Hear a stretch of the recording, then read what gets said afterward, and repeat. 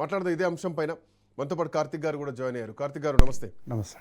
So పారిపోతుంది ప్రభుత్వం, పారిపోతున్నారు మీ మంత్రులు. సవాల్ విసిరింది మీరే, ఆ సవాల్కు రెస్పాండ్ అయింది ప్రతిపక్షం.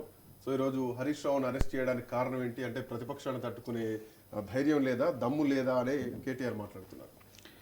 అయితే సార్ ఈరోజు ధైర్యం గురించి, దమ్ము గురించి తారక రామారావు గారు మాట్లాడొద్దు, నవ్వు వస్తుంది సార్.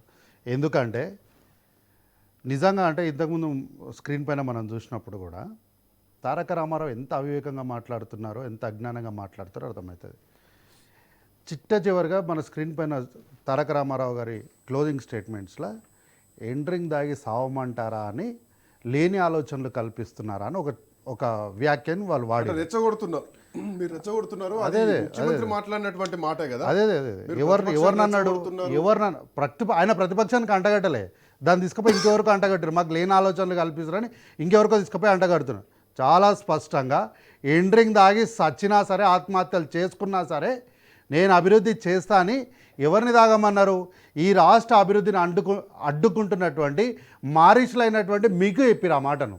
మీకు చెబితే దాన్ని స్వీకరించే దమ్ము మీకు లేక దాన్ని తీసుకుపోయి అమాయకులైనటువంటి వాళ్ళకి అంటగట్టి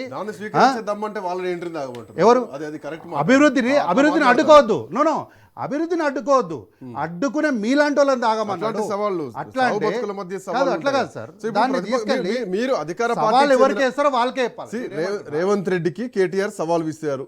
అభివృద్ధి పైన చర్చకు సిద్ధమా? మీరే డిసైడ్ చేయమన్నారు వేదికను, మీరే ప్లేస్ డిసైడ్ చేయమన్నారు, వచ్చి మాట్లాడదాం ప్రభుత్వం ఉందని చెప్పేసి కేటీఆర్ కు మీరు రేవంత్ రెడ్డి కేటీఆర్ సవాల్ విసిరారు. కాదు సార్, రెస్పాండ్ అవ్వలేదు. సెకండ్ పాయింట్ గతంలో కూడా వాళ్ళు సవాల్ విసురుతున్నారు, ప్రతిపక్షం వస్తుంది, అరెస్టులు చేస్తున్నారు. ఈ రోజు జరిగినటువంటి ఎపిసోడ్లో ఎందుకు హరీష్ రావు సవాల్ తీసుకుంటే ఎందుకు దాన్ని తీసుకోలేకపోయారు, ఎందుకు యాక్సెప్ట్ చేయలేకపోయారు? సార్ వీళ్ళు శాసనసభ్యులా లేకపోతే ఆగ్రవడేలు సార్, నాకు అర్థం కాదు. పాత సినిమాలలో చూపిస్తారు, గుట్కా పాండు, కత్తి త్యాగరాజు, మొండా మార్కెట్. ఒక్క నిమిషం కార్తిక్ గారు మీరన్న మాట మీదనే మాట్లాడదాం. కృష్ణ గారు బీఆర్ఎస్ పార్టీ నాయకులు మనతో పాటు అందుబాటులో ఉన్నారు ఫోన్ లైన్ లో. కృష్ణ గారు నమస్తే. ఇందాక కేటీఆర్ మాట్లాడుతూ ఎండ్రిన్ దాగి సావమంటున్నారని చెప్పేసి, లేని ఆలోచనల్ని కల్పిస్తున్నారు, సో రెచ్చగొడుతున్నారని చెప్పేసి మాట్లాడుతున్నారు ముఖ్యమంత్రి అని చెప్పేసి కేటీఆర్ అంటున్నారు. ఇదే అంశాన్ని ఈరోజు కాంగ్రెస్ పార్టీ నాయకులు స్టూడియోలో ఉన్నారు. ఇది విద్యార్థులను రెచ్చగొట్టే విధంగా కేటీఆర్ దాన్ని యాప్ చేస్తున్నారు, సో ఇది అభివృద్ధిని అడ్డుకునే వాళ్ళ గురించి మాట్లాడితే ఈయనెందుకు ఇట్లా మాట్లాడుతున్నారని చెప్పేసి ఇందాక కేటీఆర్ క్లోజింగ్ స్టేట్మెంట్స్ ఆయన పాయింట్ తీసుకున్నారు. ఇప్పుడు కాంగ్రెస్ నుంచి ఎవరో మాట్లాడేటప్పుడు వారు అంటున్నారు వీధుల మీద ఎందుకు అనేసి. సవాల్ ఎందుకు వేస్తారు? సవాల్ స్వీకరించినప్పుడు మరి ఎందుకు సవాల్ని ఎదుర్కోవడానికి ఎందుకు ధైర్యం ఉండదు? కృషాంక్ ఒక్క నిమిషం, నేను సవాల్ వినిపిస్తా. తలకాయ లేనట్టుంది చెప్తా ఉన్నాడు. చెట్టులు ఎక్కువ ఎరిగితే సరిపోదు, అందులో